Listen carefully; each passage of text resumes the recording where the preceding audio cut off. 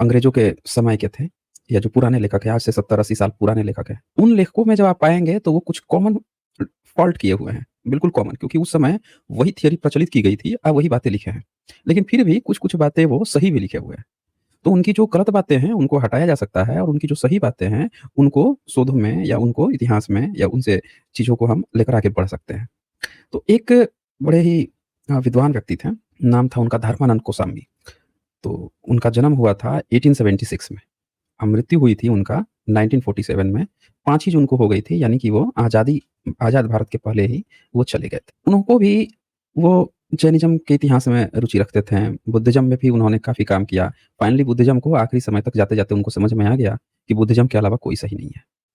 तो थे वो ब्राह्मण। तो जैसे राहुल सांकृत्यायन हैं, वैसे ही धर्मानंद कोसाम्बी का भी एक नाम आता है। इन्होंने क्या किया कि इनकी किताबें जब आप पढ़ेंगे तो उसमें से आपको बड़े छाँट-छाँट के सत्य निकालने पड़ेंगे।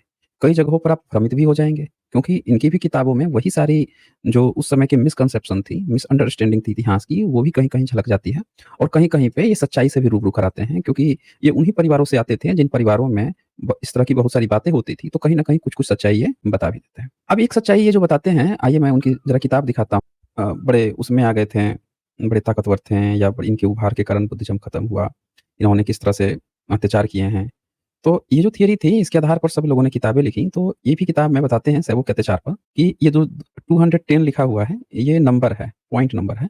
इसका सुंदर पांडे, नेडुमारन, ये जो साउथ के जो राजा हैं, ये जैनों पे अत्याचार कर रहे थे, ये बता रहे हैं। और बोल रहे हैं कि नॉर्थ में शशांक जो था, बंगाल का राजा था, ये बौद्धों को सताना शुरू किया हुआ था। इसी ने हमला किया था जब हर्षवर्धन सम्राट थे और उनके समकालीन उनकी जो बहन थी, उनको तो ये जो यहाँ पे आप देख रहे हैं कि ये जो कहना कि ये प्रॉपर ये शैव था या उस समय शैव था, ये बात झूठी प्रतीत होती है। असल में इन जब किताबों को रेफ़रेंस के तौर पे नए स्कॉलर्स जब पढ़ते हैं, उसको ये रेफ़रेंस मान लेते हैं कि भई इन्होंने कहा है तो ये सही होगी। ये बात पूरी तरह सही नहीं है। क्योंकि ये जो प्रसंग आता है, ये वेन सॉन्ग के प्रसंग में आता है। वेन सॉन्ग इसकी डिटेल्स में बताते हैं